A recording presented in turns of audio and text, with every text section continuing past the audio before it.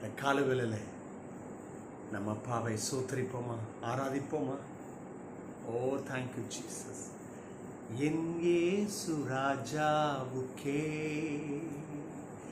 என்னாலும் சோத்திரம், என்னோடு வாழ்பவர்க்கே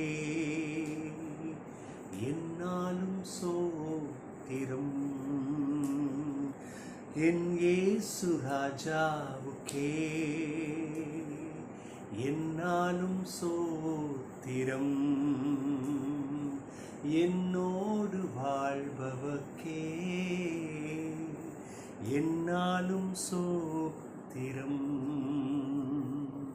கர்த்தாவே, நீ செய்த நன்மைகளை நித்தமும் நினைக்கின்றே. கர்த்தாவே, நீ செய்த நன்மைகளை நித்தம் நினைக்கின்றே. முழு உள்ளத்தோடு உன்னாமம், முழு உள்ளத்தோடு உன்னாமம் பாடி புகழுவே, நான் பாடி புகழுவே. என் இயேசு ராஜாவுக்கே என்னாலும் சோத்திரம், என்னோடு வாழ்பவர்க்கே என்னாலும் சோத்திரம். நெருக்கப்பட்டேன், தள்ளப்பட்டேன், நேசனி அணைத்தீரே. நெருக்கப்பட்டேன், தள்ளப்பட்டேன், நேசனி அணைத்தீரே. கைவிடப்பட்டு காதறினேன், கைவிடப்பட்டு காதறினேன், கர்த்தனி தேற்றினி, கர்த்தனி தேற்றினி. என் இயேசு ராஜாவுக்கே என்னாலும் சோத்திரம், என்னோடு வாழ்பவர்க்கே என்னாலும் சோத்திரம்.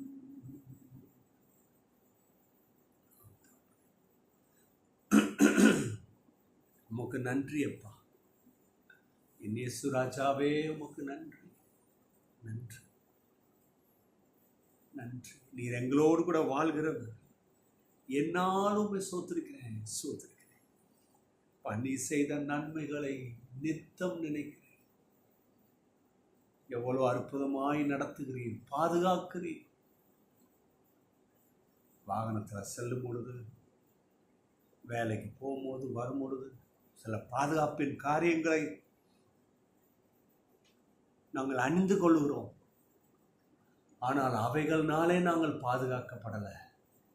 உங்களுடைய இரக்கம், உங்கள் தயவு, உங்கள் அன்பு, உங்களுடைய இரத்தம், உங்களுடைய சரீரம். ஓ நன்றி, சூத்திரம். இன்றைக்கு தேவன் நமது பிள்ளைகளாக எங்களுக்கு மது வார்த்தையிலே எங்களுக்கு ஜீவனை கொடுங்க. மது வார்த்தையிலே எங்களை ஆளுகை செய்யுங்க. உங்கள் வார்த்தையில் எங்களை உயிர்ப்பீங்க. உங்கள் வார்த்தையில் எங்களுக்கு பலனத்தான். உங்கள் வார்த்தையில் எங்கள் புத்தி தெளியட்டும், மனக்கண்கள் திறக்கட்டும். ஆமென், ஆமென். கர்த்தர் பெரிய காரியங்களை இன்றைக்கும் நம்மத்திலே செய்வாராக. இன்றைக்கு நாம் ஆதாரமாக எடுத்துக்கொள்ளப்பட்ட வேத பகுதி சங்கீதம் 89 அதிகாரம் 24 வசனம். சங்கீதம் 89:24.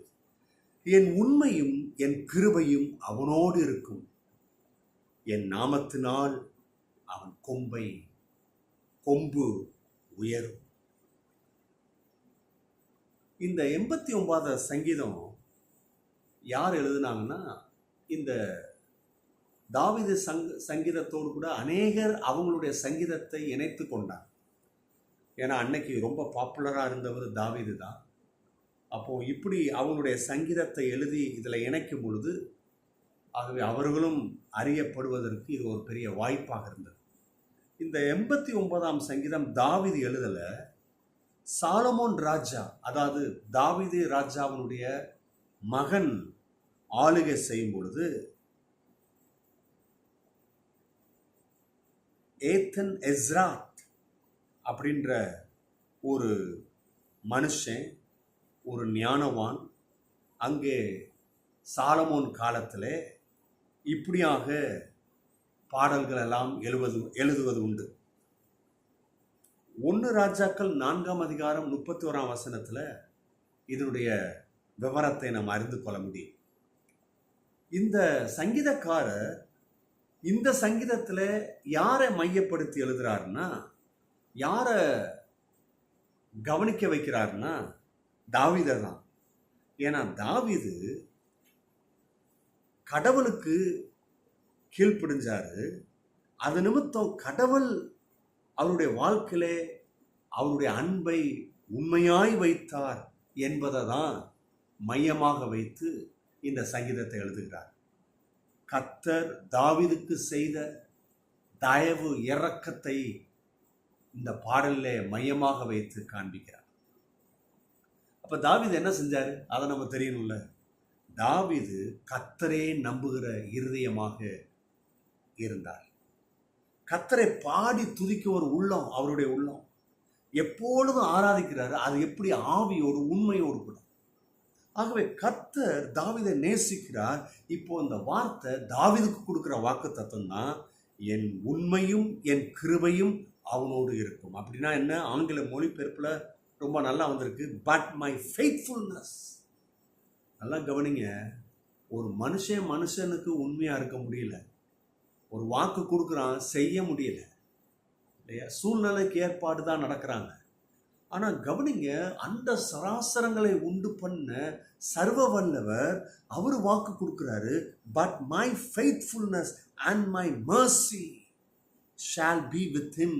அவனோடு கூட இருக்கும். ஆச்சரியமா இருக்குங்க. ஒரு மனுஷனுக்கு கர்த்தர், நான் அவனுக்கு உண்மையா இருப்பேன், நான் அவனுக்கு உண்மையா இருப்பேன்றார். எவ்வளவு பெரிய கர்த்தர்! மனுஷனுக்கு அவர் உண்மையா இருக்கிறார்.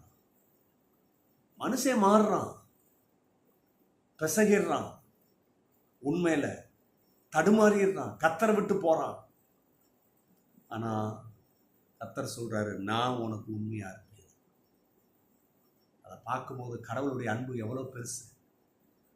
நான் உனக்கு உண்மையாகவும் கிருபையாகவும் இருப்பேன்றார். நான் உனக்கு கிருபை செய்வேன்ப்பா, கிருபையா உன்னை நடத்துவேன்ப்பா அப்படின்ற. மக்களே, இன்னைக்கு ஒரு காரியத்தை தெரிஞ்சுக்கிடுங்க.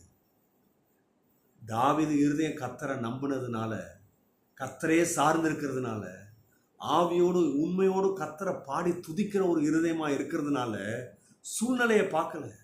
சூழ்நிலையை பார்த்து ஐயோ நான் எப்படி இருப்பேன், என் எதிர்காலம் எப்படி இருக்கும், நல்லா இருப்பானா, இப்படியா போயிடுவானா, என் பொழப்பு இந்த ஆடு மேய்க்கிற தொழில் தானா, வேற வழியே இல்லையா, இந்த நாத்தத்தில் தான் கிடக்கணுமா, எனக்கு ஏதாவது இறக்கம் இருக்கா, எனக்கு ஏதாவது வழி பிறக்குமா. நல்லா கவனிங்க. இதெல்லாம் நினைக்கிறது தப்பு இல்லை, பெரிய பாவம் கிடையாது. இதெல்லாம் நினைக்காம இருக்கவே கூடாது அப்படின்னு பைபிள் சொல்லலை.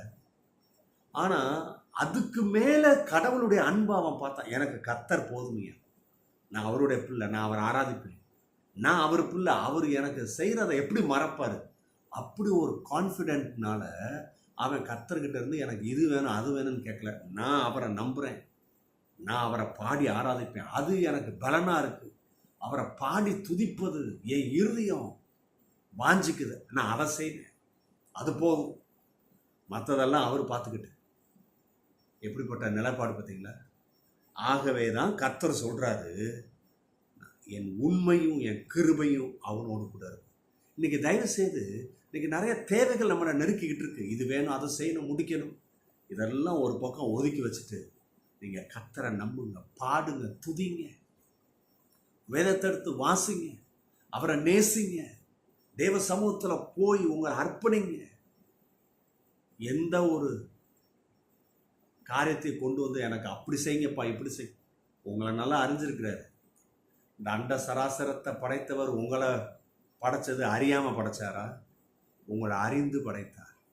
உங்கள் தேவைகள் இன்னதென்று அறிந்திருக்கிறார். நீங்கள் கேட்கறதுக்கு முன்னாடியே, நாம் கேட்கறதுக்கு முன்னாடியே நம்முடைய தேவை இன்னதென்று அறிந்த தேவன். அப்போ பாருங்க, கர்த்தர் என்ன விரும்புகிறாருன்னா, அமைதியாக இருன்றது என்னன்னா வாயை பொத்திட்டு இருன்னு அர்த்தம் இல்லை. அமைதியாக இருன்னா என்ன அர்த்தம்னா, முழுசாக சரணடைகிறது. என் அப்பா இருக்கிறாரு, என்னை கைவிட மாட்டார், நான் பசாமல் இருப்பேன், அவர் என் காரியத்தை செய்வார். அதுதான் அமைதலாக இருக்கிறதுக்கு அர்த்தம். நிறைய பேர் என்னன்னா சும்மா இருக்க சொல்கிறாரு. எப்படிங்க சும்மா இருக்கிறது? இவ்வளோ பெரிய தேவை, இவ்வளோ பெரிய பிரச்சனை, இவ்வளோ பெரிய சூழ்நிலை என்னை நெருக்கிட்டு இருக்கு, நான் எப்படி அமைதியாக இருக்கிறது? அமைதியாக இருக்கிறது என்று சொன்னால், ஆண்டவரே நீங்கள் என்னுடைய வாழ்க்கையில் செயல்படுங்கள், நான் உண்மை நம்புகிறேன் என்கின்ற அர்த்தம். கடவுளுடைய ப்ராமிஸ் எப்படி வருது? என் உண்மையும் என் கிருபையும் அவனோடு இருக்கும் சொல்லிட்டு அடுத்தது சொல்றாரு பாருங்க, in my name shall his horn be exalted. என் நாமத்தினாலே அவன் கொம்பு உயரும். கொம்புனா என்ன? காண்டாமிருகத்துக்கு ஒரு கொம்பு இருக்கு, மான்களுக்கு கொம்பு இருக்கு, மாடுகளுக்கு இருக்கு. இது இந்த மிருக ஜீவன்களுக்கு ஒரு பெரிய பலன், பெரிய பாதுகாப்பு. அது காண்டாமிருகம் கொம்பு இருக்கு பாருங்க, ஐயோ எவ்வளோ பெரிய மிருகங்கள் வந்தாலும் சாச்சிடும். அந்த ஒரு கொம்பு அதுக்கு போதும், அவ்வளோ பலன். இத்தனைக்கும் அது பியோர் வெஜிடேரியன் தான், ஆனால் பலன். ஏன் தெரியுமா? வேத வசனம் காண்டாமிருகத்தை ஒப்பிட்டு சொல்லுதுன்னா அந்த பலனை கொடுக்குற ஒரு கர்த்தர். அப்போ கவனிங்க, நம்முடைய பலன் எதில் இருக்கு? நம்முடைய வெற்றி, நம்முடைய சமாதானம், நம்முடைய சுகம், நம்முடைய நிறைவு. என் பாத்திரம் நிரம்பி வழிகிறதே அது ஒரு பெரிய சந்தோஷம், அது பெரிய பலனாக இருக்கு. ஆக பலன் என்று சொன்னால் நம்முடைய வேலை, அந்த வேலையில் ஆசீர்வாதம், கையின் பிரயாசத்தின் ஆசீர்வாதம், குடும்பத்தின் சமாதானம், பிள்ளைகளின் சமாதானம், நல்ல சுகம், நல்ல ஆரோக்கியம், இதுதான் ஒரு மனுஷனுக்கு வேண்டிய பலன். கர்த்தர் சொல்றாரு, என் நாமத்தினாலே அவன் கொம்பு உயரும் என்று சொன்னார். இந்த பலத்தை அவர் உயர்த்துகிறார். பலம் உயருமா? ஒரு மனுஷனுக்குள்ள கடவுளுடைய பலன் வந்துருச்சுன்னா அவன் எல்லாத்துலேயும் நிறைவை பெற்று நிரம்பி வழிந்து ஓடுகின்ற ஜீவநதியாக இருப்பான். அவனுக்குள்ள ஜீவநதி பாயும், அவனுக்குள்ள தேவ ஆவி இருக்கும், அவன் தேவ பலனாக இருப்பான், அவன் கோட்டையாக இருப்பான், நங்கூரமாக இருப்பான். கர்த்தர் நம்மளை பார்த்து சொல்றாரு இல்லையா, என் நாமத்தினாலே உங்களுடைய கொம்பு உயரும் என்று சொல்கிறார். உன்னுடைய கொம்பு உயரும் என்று சொல்கிறார். எத்தனை பேர் நம்புறீங்க? கரங்களை உயர்த்து அப்படியே அர்ப்பணிப்போம். எல்லாரும் வாயத்தறது சோத்திரம். ஆஷா லா பாதி குஷமா ஓ ராபாலி பராபாதி கஷாந்தா. Thank you Lord. தேவனே, இன்னைக்கு யாரெல்லாம் பலன் இல்லாமல் குன்றி போய் அப்படியே சோர்ந்து போயிருக்கிறாங்களோ, இப்பொழுது அவருடைய கொம்பை உயர்த்தும். இன்னைக்கு பிள்ளைகள் ஜெயம் எடுக்கட்டும் இயேசுவின் நாமத்தினாலே. ஆமேன். God bless you. கர்த்தர் உங்களை ஆசீர்வதிக்கிறார். போய் கொண்டாடுவோம்.